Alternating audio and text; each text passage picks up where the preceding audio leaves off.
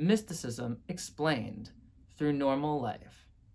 Hi everyone, my name is Joe Monteleone. In this video, I'm going to explain mysticism through some silly anecdotes. So if you follow these silly stories with some weird use of motif, I'm hoping that at the end of the video, this can shed some light on what mysticism can be through life itself, normal life. All right, let's get started. So it all starts in preschool. I was a brat. I'm still a brat. But in preschool, I was a brat. And there was a kid there who called me a name. And so I did what the most logical of any preschool-aged child would do. I picked up a building block and I threw it at his face. It hit him square in the forehead and all hell broke loose. They had to call my dad. He came to the school and I was in the most trouble I ever thought I'd be in. And I remember I felt a pit in my stomach. I felt tension in my hands. I felt heat on my cheeks, and I felt tears trying to escape. And I asked the universe, how could this happen? How could this happen? Fast forward to grade school. I was sitting in my desk at grade school and I was reflecting on that time where I threw that block at that kid and it all hell broke loose. And I thought, why did I get so worked up over that? Because right now, I have so many more important things to focus on. I have so many bigger challenges. Because on that day, the school bully, Mark, stole my fucking Yu-Gi-Oh card. My favorite Yu-Gi-Oh card. And no one would believe me because he told everyone it was his. No one would believe me. And I remember I felt a pit in my stomach. I felt tension in my hands. I felt heat on my cheeks. And I felt tears trying to escape. And I asked the universe, how could this happen? Yu-Gi-Oh is very important in my day. Fast forward to high school. I was walking out of school and I was reflecting on that time when I was so upset because somebody had stolen my Yu-Gi-Oh cards. And I thought, why did I get so worked up over that? Because right now, today, I have so many more important things to focus on. Because on that day, I was heading over to my friend's house. Not just any friend. This was the most beautiful guy I've ever seen. I was completely smitten with this boy, completely in love. And oh, he just created these feelings that I never felt before.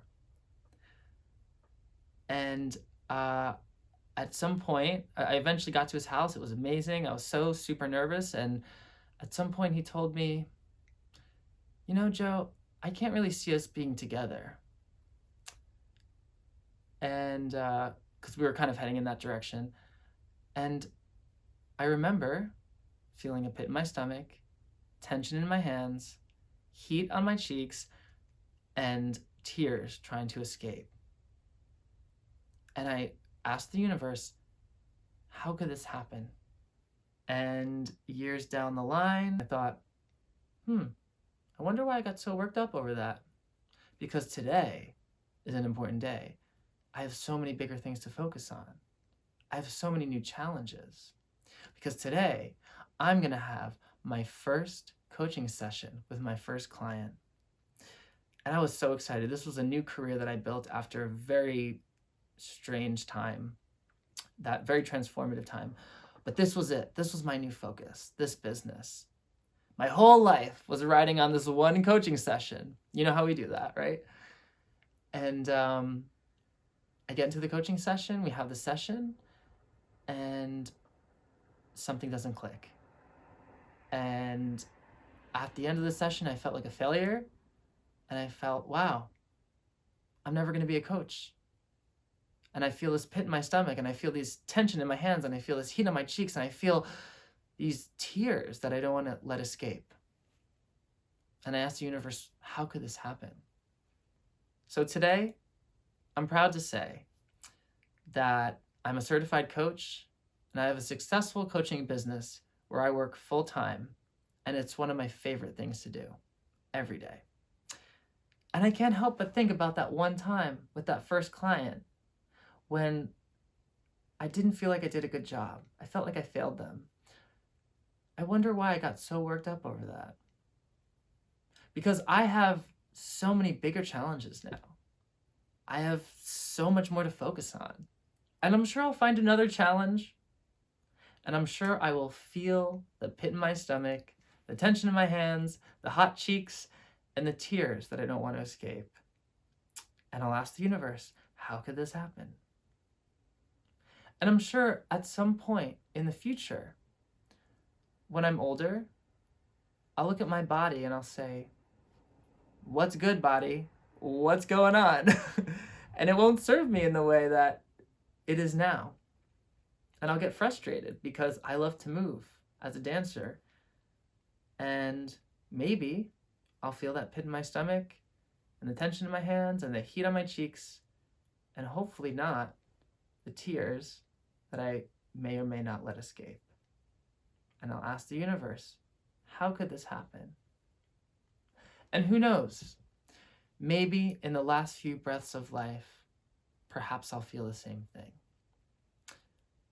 And wherever I go after that, in whatever dimension of this phantom show of time and space or nothingness, maybe in that place, I will reflect on that moment in my old age, in this life, in this body, and I will ask the question, why did I get so worked up over that? Because I'm an infinite being, and I'm going to do all of that again.